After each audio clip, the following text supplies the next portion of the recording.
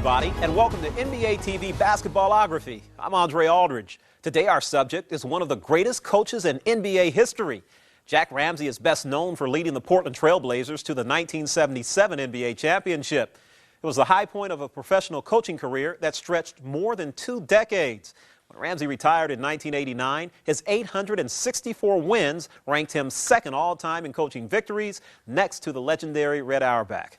Ramsay was an enthusiastic basketball teacher whose energy inspired his players to succeed. Now Hall of Famer, Jack Ramsay's connection with basketball began at a very young age. My love for the game goes back to the first time that I learned to shoot baskets. I actually grew up in Connecticut, in Milford, Connecticut. My father put a hoop on the barn door when I was about 10 years old, and I started shooting, found that I liked it. You know, the success, the feel of a good shot, the release, the rotation of the ball going through the net, there's something addictive about that. And so from those days, I had a great love for the game. When I was a young guy, really young, Hank Lucetti was the top basketball player in the land. One of the most famous players in these intersectional games was Hank Lucetti, Stanford star of 2 decades ago, who popularized today's one-hand shot. He was a great player and a one-hand shooter, a tactic that I adopted later in my playing career. After beginning his high school career in Connecticut, Ramsay moved to Upper Darby, outside Philadelphia. He saw the move as a positive change because his new environment challenged him to become a better player. When my family moved to Pennsylvania, I went to Upper Darby High School and got into a much more competitive level of basketball. After high school, Ramsay was unsure about his college choice until his mother stepped in. I don't think I would have gone to St. Joe's except for a doctor that my mother was being attended by who was a St. Joe's alumnus. But he got me a meeting with the St. Joe's coach, who was Bill Ferguson at that time. And that in turn led to a workout, which colleges were allowed to do then. So I went to a workout with maybe 30 other guys and played well enough so that I was able to get a scholarship to St. Joe's. And had it not been for my mother's doctor, I probably would never have gotten it. Ramsay was one of only 2 freshmen on the varsity team, and he showed signs that he could someday develop into a solid contributor. But in 1943, world events put his college career on hold. 18-year-old Jack Ramsay joined the Navy. I went to midshipman school at Columbia University. I got a commission as an ensign in the Navy and volunteered for the underwater demolition service. We were primed for the invasion of Japan, started out, in fact, aboard ship for that purpose, but then the atomic bombs were dropped and the war was stopped, and we were sent back to California with no special duty. Because we were specialists, we were explosive specialists, and nobody knew really what to do with us. So I had about, I'd say, 2 months where I didn't have any real specific duty. I read in the paper where the San Diego Dons, an AAU team, were holding tryouts in San Diego. So I hitchhiked down from Oceanside to the practice and made the team. Jim Pollard was a member of that team, but before I was actually able to play in any of their league games, I got orders to go out to the Pacific again, and I never played any real games with them. Ramsay's AAU career never got off the ground because he was called back to the sea, serving out his tour duty. After returning to college, Ramsay became a 3-year starter. It was then that he was bitten by the coaching bug. St. Joe's played a major college schedule at that time. We played UCLA and Oklahoma A&M and Kansas, and a lot of very good teams coached by excellent people. I mean, Hank Iva. Then in the East, we played against Joe Lapchick's team, Nat Holman's teams, and I saw the impact that these coaches had on the way their teams played and how they utilized their players, and that aroused my interest. I thought I'd like to do that with a team of my own. So that made me choose coaching as a profession.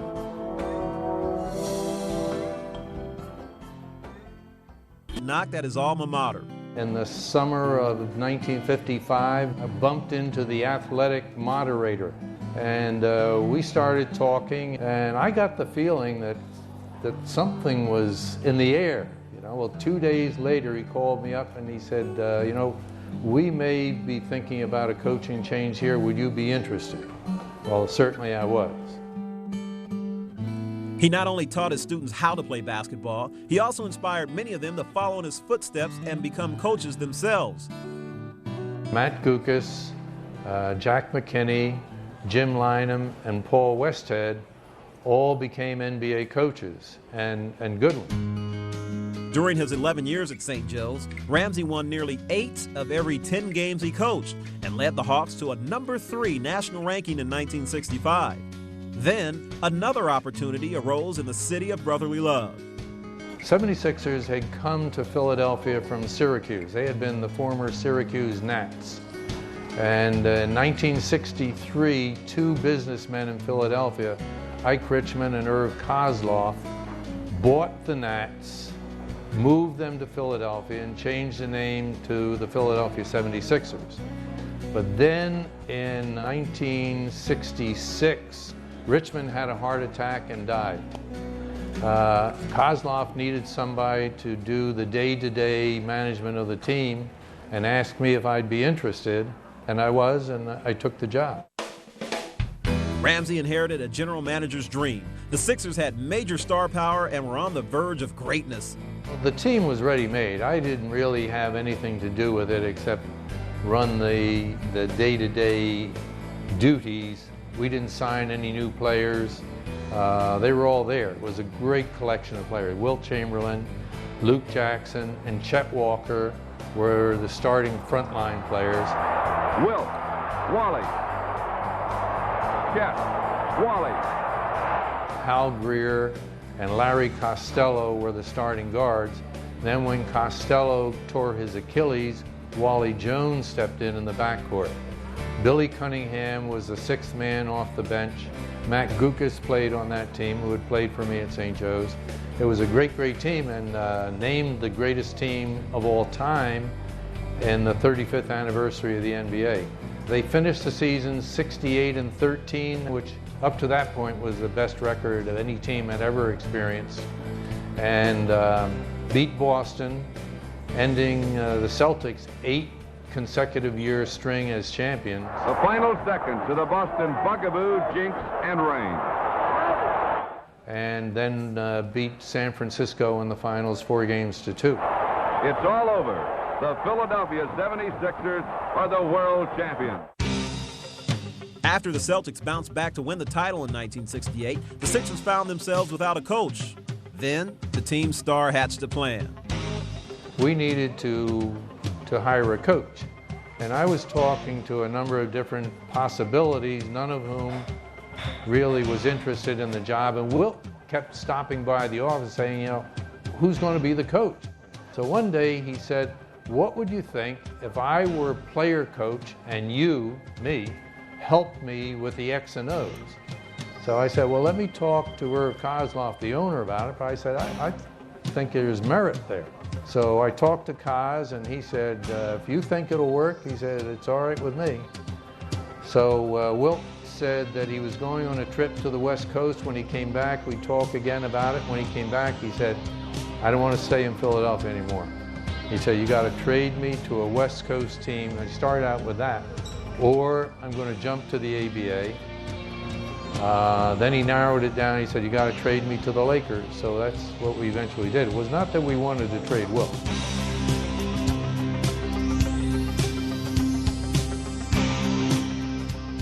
Coach feels the intimacy of the team much more than the general manager does. You're part of the team, but you're not as close to it as the coach is. Even though Wilt Chamberlain left Philadelphia in 1968, The big man had paved the way for Jack Ramsay to add a new title to his job description.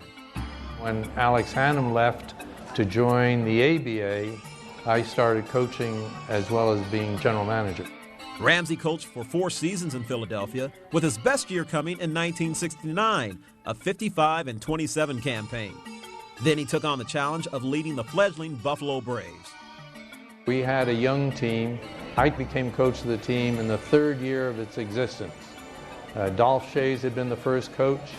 He got fired after opening game in the 2nd season when Seattle came in and beat him by 40.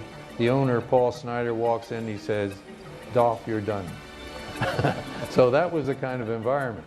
We won 21 games my first year there. Second year, we changed 9 players. We kept Randy Smith, Bob McAdoo, and Bob Kaufman, and either waived or traded everybody else. And the second year, we won 42 games. The next year, we won 46. And we made the playoffs each of the final 3 years that I was there. The Braves showed promise, but the powerful Boston Celtics stood in their way. They still had the Celtic tradition. We could not get past them. My last year in Buffalo, they beat us 4 games to 2. They were a tough team. We couldn't beat them, but neither could anybody else. After leaving Buffalo, Ramsay headed to Portland. The Trailblazers had an injury-prone star, and Ramsay recognized the reality of his situation. I know what it takes. It's going to take a healthy Bill Walton.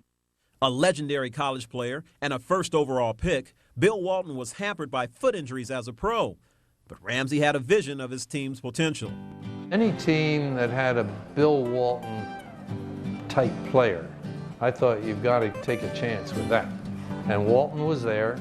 He had been through a couple of injury-plagued years, but I got the feeling, and I had talked to Bill on a couple of occasions. One time when I was coaching Buffalo and he was injured, he did a pregame radio interview with me that was very good. It just impressed on me what a great basketball mind he had. Walton waits, Walton jump hook. Bill has really perfected that shot, Dave. That was the year that players came from the ABA in the dispersal draft. So we added players, Dave Twardzik and Maurice Lucas, both of whom were impact players for the team. Twardzik to Walton. What a pass by Twardzik. None of those players had ever played in the playoffs. They had been playing for losing situations. They were good players, but they just didn't have the right situation. They were hungry to win, as I was. I was always hungry to win. You got to win. So they responded to everything that I wanted to do as a coach. The team style, the defense, the offense, and Walton being the great passer that he was, the players knew that if they got open, Walton would get them the ball. So everybody ran their cuts, they stayed in the offense, and we had a great season. After rolling through the playoffs, the Blazers faced the juggernaut from the East, Dr. J, and a team very familiar to Dr. Jack. Jack Ramsay in his customary position, down on one knee, formerly the head coach of the Philadelphia 76ers. He has come home. We had lost the first 2 games in Philadelphia, and now we were going home to Portland. And we had drilled Philadelphia twice in Portland. So I felt confident that we could do it. Walton on the lob. Oh, he got it in! Bill Walton got it in! Twardzik and Gross. What a sequence for the Blazers! Walton again, twice in the basket. I can't believe that first play. So we came back to Portland and we repeated what we had done in the regular season twice. We beat them soundly both those games. Portland team is going crazy here in game number 4. Now, our confidence was at an extremely high level, and I think Philadelphia's was shaken. And we went back to Philly and won there, and then came home to Portland. Here we go, the inbound of McGinnis. Drive, stop, pump, shoot, short, no good, and the game is over! The Portland Trailblazers have won the World Championship. That was my basketball dream, to have a team that could play that way and play together. I've never coached a better player, I've never coached a better competitor, and I've never coached a better person than Bill Walton.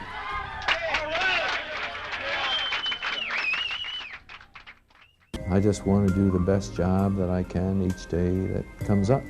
And if at the end of the year I've done a good enough job, I'll do it again next year. Jack! Look at his feet, Jack! His feet! Ramsey spent a total of 10 seasons in Portland, making the playoffs all but 1 year. He then moved back east to coach in Indiana. After 2 seasons and part of a third with the Pacers, he decided to retire. When I finished coaching, I called David Stern and just to express my appreciation for all the NBA had done for me. And I said, David, if there's anything that I can do, just let me know. And he said, I'd like to get a clinic program started where we could send NBA coaches and players everywhere, South America, Europe, to teach the game and at the same time promote the NBA. We went everywhere and we taught coaches who in turn then went to players on their teams about how to teach the game of basketball. And we take pride in the fact that a lot of players from all over the world are now coming to the NBA because we think some of that movement started with our efforts in establishing those clinics. Okay? He's coming at me. He's coming at you. All right, now stop. As a coach, Ramsey always made sure his teams were in top condition, and he practiced what he preached, staying in excellent shape throughout his career. I found the longer I stayed in coaching, the more you needed to control your emotions. And I found that working out was a great release for all the pent-up emotions and the frustrations that you feel from coaching. After a tough game, I would get up early and work out, take out all my frustrations. When I was in Portland, I had watched the Ironman competitions in Hawaii on television. Ramsey wasn't quite ready for the Ironman, but he did participate in a series of triathlons around the country. So a friend of mine said, let's enter this thing. So I started with the running and found that I could do that and then build up swimming and bike riding. And then I was hooked because it's a great event. Terrific competitors and high level of spirit among the contestants, men and women. They're terrific athletes. Good job. In third place, NBA All-Star great, 70 years old from Ocean City, New Jersey, Jack Ramsay. You don't do it for the award. You do it for the feeling that you get in competing and the feeling of well-being that you have when it's over. Jack Ramsey entered the Basketball Hall of Fame in 1992, and 5 years later, he was selected as one of the top 10 coaches in NBA history.